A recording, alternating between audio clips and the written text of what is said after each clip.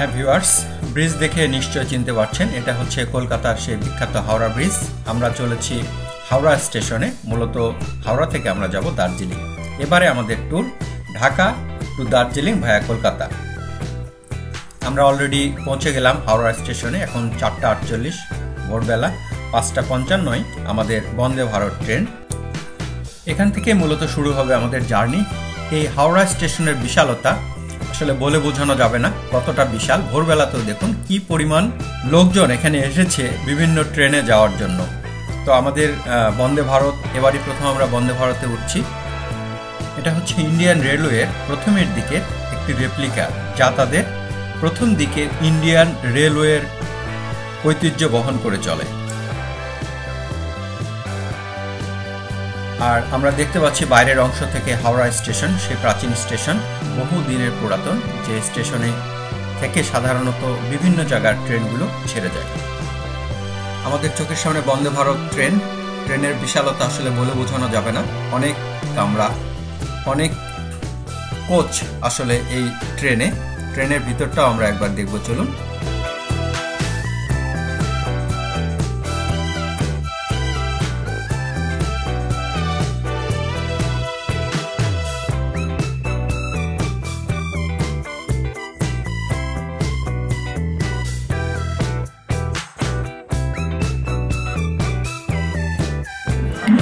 অবশেষে আমরা বন্দে ভারত ট্রেনে উঠলাম। ট্রেনের যে বিশালতা, এটা আসলে বলে বোঝানো যাবে না যে কতটা বড় এই ট্রেন। এটা এভাবে ব্যাখ্যা করা যায় না।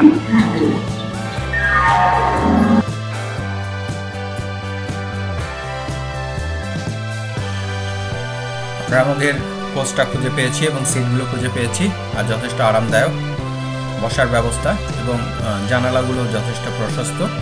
আমাদের সঙ্গে রয়েছে জিৎ এবং অরণ্য আমাদের সঙ্গী হিসেবে। আমাদের সঙ্গে রয়েছে প্রতাপদা, আমার পাশে রয়েছে কৃষ এবং ওর মা। সবাই মিলে আমরা চলেছি দার্জিলিংয়ের উদ্দেশ্যে। কৃষ একটু অধৈর্য হয়ে যাচ্ছিল, কারণ ট্রেন এত দেরি করছে কেন। এবার ট্রেনের ভিতরটা এক নজরে আমরা একটু দেখে নিই। ট্রেনের ভিতরটা যথেষ্ট প্রশস্ত। অবশেষে আমাদের ট্রেন ছেড়ে দিল ঠিক 5:55 অর্থাৎ সঠিক সময়ে ট্রেনটা ছেড়েছে। ভারতীয় রেল কামনা করে আপনার যাত্রা শুভ ও স্বাচ্ছন্দ্যময় হোক। ট্রেনে আমাদের ওয়েলকাম ব্রেকফাস্ট, 1 বোতল জল, একটা চা, সঙ্গে গরম জল অবশ্য দেয়া হবে, এবং বিস্কুট। এটা হলো সেই ফারাক্কা বাঁধের ওপারে প্রচুর পরিমাণে জল, এবং অন্য পাশটা ঠিক আমরা দেখতে পাচ্ছি না, নিশ্চয়ই এত জল হবে না।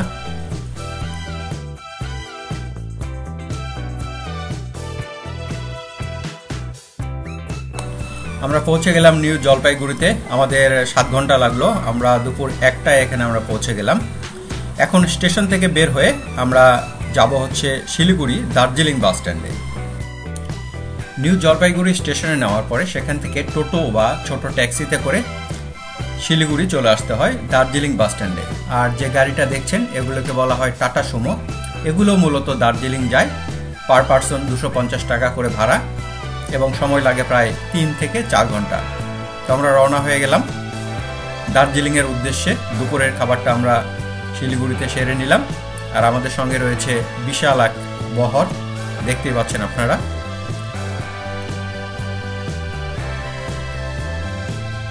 পথে যেতে যেতে আমরা শিলিগুড়ির সেই বিভিন্ন সুদৃশ্য এলাকাগুলো অতিক্রম করে চলেছি। সামনে আমরা দেখতে পাবো চা বাগান, আঁকাবাঁকা পাহাড়ি পথ।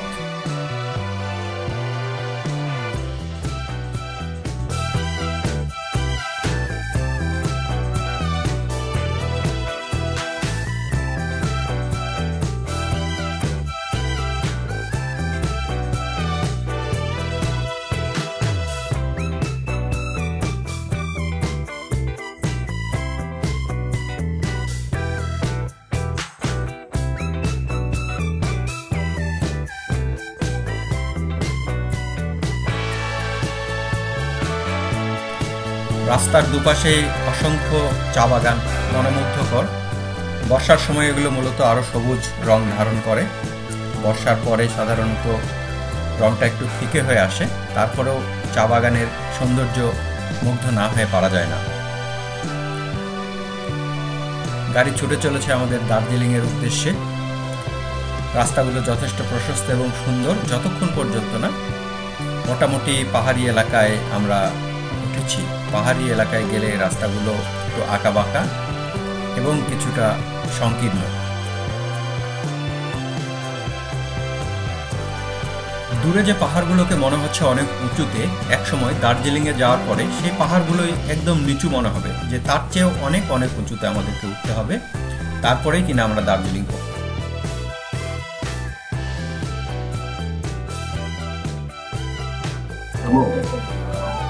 যে হচ্ছে ঐতিহ্যবাহী নেপালি মোমো, জাদুর বাক্স থেকে কি বের হবে দেখেন, থেকে অনেক কিছু বেরোতে পারে। দেখেন গরম গরম মোমো ধোয়া বেরোচ্ছে, এই সেই রকম দেখতে। প্রতাপদার ধারাভাষ্যে শুনলেন মোমোর বর্ণনা, শুনেই জিভে জল এসে যায়। কেমন প্রতাপ দা? ভালো ভালো দার স্বাদ। এদিকেও একটা খাওয়া চলছে এবং খুব মজা করে সব খাচ্ছে বলে মনে হচ্ছে। কেমন টেস্ট? ভালো ভালো। আগেরগুলো ছিল ভেজিটেবল মোমো, এবারে যেটা দেখছেন এটা হচ্ছে চিকেন মোমো।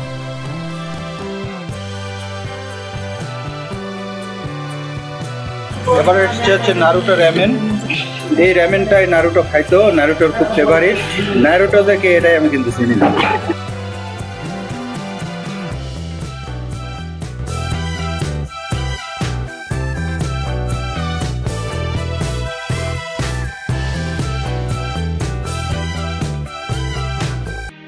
এবারে আমরা চলে এসেছি দার্জিলিংয়ের বিখ্যাত রোপওয়ে কেবল কার। বন্ধুরা, অত্যন্ত সুন্দর মনোমুগ্ধকর এই রোপওয়ে কেবল কার। এটা মূলত সকাল 10টা থেকে 2টা পর্যন্ত পিক সিজনে এবং অফ সিজনে সকাল 10টা থেকে 4টা পর্যন্ত চলে, এবং এটা 3 বছর থেকে 7 বছর পর্যন্ত হাফ টিকিট প্রয়োজন হয়, এবং এছাড়া প্রাপ্তবয়স্কদের জন্য এটা ফুল টিকিট। অ্যাডাল্টদের জন্য টিকিট প্রাইস 260 টাকা এবং বাচ্চাদের জন্য 130 টাকা। সম্পূর্ণ রোপওয়েতে আপ এবং ডাউন করার জন্য 40 মিনিট সময় প্রয়োজন হয় এবং এটা ডিস্টেন্স হচ্ছে 5 কিলোমিটার্স। এই রোপওয়ে কারটার অবস্থান হচ্ছে সিংমারিতে, অর্থাৎ চক থেকে সিংমারি, বা এটা সেন্ট জোসেফ স্কুলের ঠিক একদম কাছাকাছি। এখানে বলে রাখা ভালো, প্রতি মাসের 19 তারিখ রোপওয়ে কার বন্ধ থাকে এবং টোটাল এখানে 6 জন প্রতিটা কেবল কারে বসতে পারে।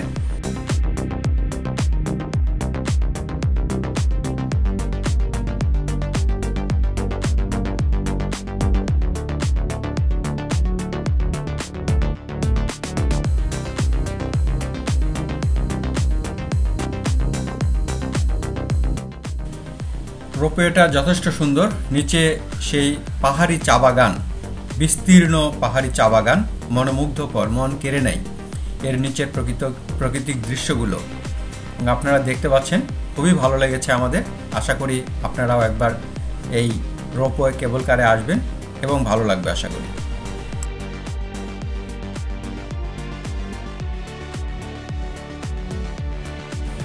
আমরা মূলত 8 জন হওয়ার ফলে আমাদেরকে 2টো কেবল কারে যেতে হয়েছিল। আমরা 2 জন একটা কেবল কারে এবং অপর গ্রুপ 6 জন আরেকটা কেবল কারে আসছে।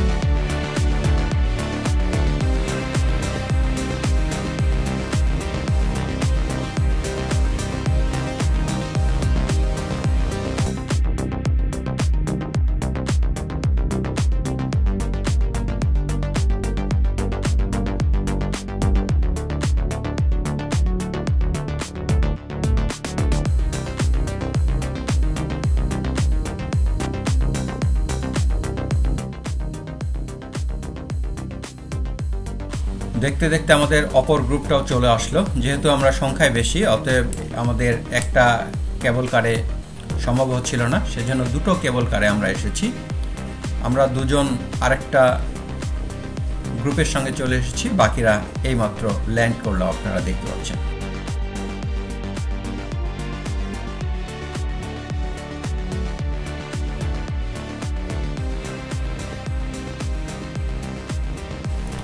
কেবল কারের যে প্রান্তে শেষ হয়, মূলত যেখান থেকে ফিরে আসতে হয়, সেখানে একবার নামা যায়, অ্যাকচুয়ালি নামতে হয়, এবং সেখানেও কিন্তু সুন্দর বেড়ানোর কিছু পরিবেশ রয়েছে, কিছু দোকানপাট রয়েছে। সেখানে একটু চাটা খেয়ে কিছুটা সময় অতিবাহিত করে আবার আমরা ফেরত যাব সে আমাদের আগের স্টেশনে।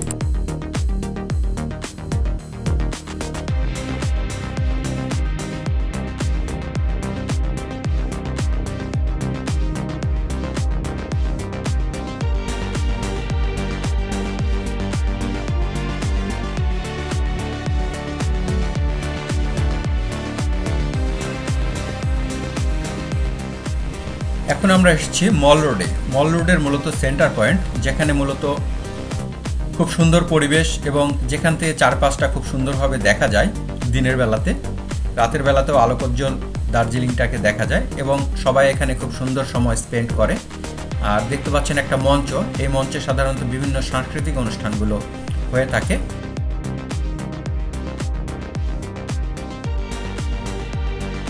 তো বন্ধুরা, আমাদের আজকের ভিডিওর আমরা শেষ প্রান্তে। যদি ভিডিওগুলো আপনাদের ভালো লেগে থাকে তাহলে লাইক কমেন্টস করবেন এবং সাবস্ক্রাইব করবেন পরবর্তী ভিডিও পাওয়ার জন্য।